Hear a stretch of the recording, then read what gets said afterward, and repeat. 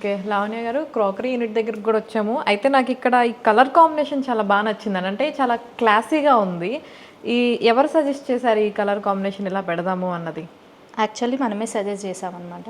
Okay. So ఏంటంటే colour combination వచ్చేసి white and grey colour ఇచ్చాము. యాక్చువల్లీ మనమే సజెస్ట్ చేసామన్నమాట ఈ కలర్.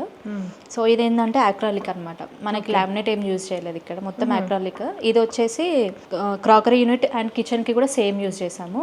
ఓకే. నెక్స్ట్ ఇక్కడ ఏంటంటే ఇది హైడ్రాలిక్ ఫ్లూటెడ్ అనమాట ఇది. సో మీరు గమనించినట్టయితే మనకి ఇక్కడ ఫ్లూటెడ్ వచ్చేసి పైనుంచి కాదు, మనం లోపల నుంచి ఇచ్చామన్నమాట.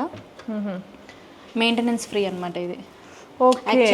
పైనుంచి జనరల్ గా పైనుంచి ఉంటుంది ఎక్కువగా. అలా ఉంటే ఏంటంటే దుమ్ము అన్నది ఎక్కువ పడతా ఉంటుంది, దానివల్ల క్లీనింగ్ చాలా ఇబ్బంది ఉంటుంది. ఓకే, ఇది ఒకటి బాగుంది. అందుకని మనం లోపల నుంచి ఇచ్చామన్నమాట. నెక్స్ట్ వచ్చేసి మనము ప్యాంట్రీ యూనిట్ చూద్దాము. ఇది వచ్చేసి ప్యాంట్రీ యూనిట్ చూడొచ్చు. ఇక్కడ మనం అన్ని మసాలా కానీ సమ్ స్టోరేజ్కి యూజ్ చేసుకోవచ్చు. కింద కూడా మనం డ్రాస్ ఇచ్చామన్నమాట, స్టోరేజ్కి సంబంధించినవన్నీ ఇక్కడ. మధ్యలో ఎందుకంటే ఇలా వదిలేసారు ప్లెయిన్? అంటే అన్నిటికీ డోర్స్ ఇచ్చారు, ఇక్కడ వరకు అంటే డిజైన్ పర్పస్ ఇచ్చారా లేదంటే డిజైన్ పర్పస్ ఇచ్చామండి మనం. డిజైన్ పర్పస్ ఇచ్చారు.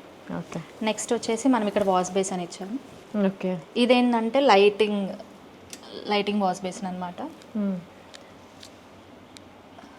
లైట్ కూడా చేంజ్ అవుతుంది. ఓకే, కలర్ కూడా చేంజ్ అవుతుంది. యా, యాక్చువల్లీ దీని బ్యాక్ సైడ్ బెడ్రూమ్ వస్తుంది అనమాట. సో మనకు అందుకే ఈ క్రాకరీ యూనిట్ ఇంత పెద్దగా కనిపిస్తుంది. ఓకే, బెడ్రూమ్ దగ్గర వచ్చిన వాల్ మొత్తాన్ని కూడా మీరు యూటిలైజ్ చేశారు మంచిగా. ఓకే. ఈ డైమండ్ గ్లాస్ వచ్చేసి కాపర్ యూజ్ చేసాము. ఇదేంటండి? Copper glass. Copper glass.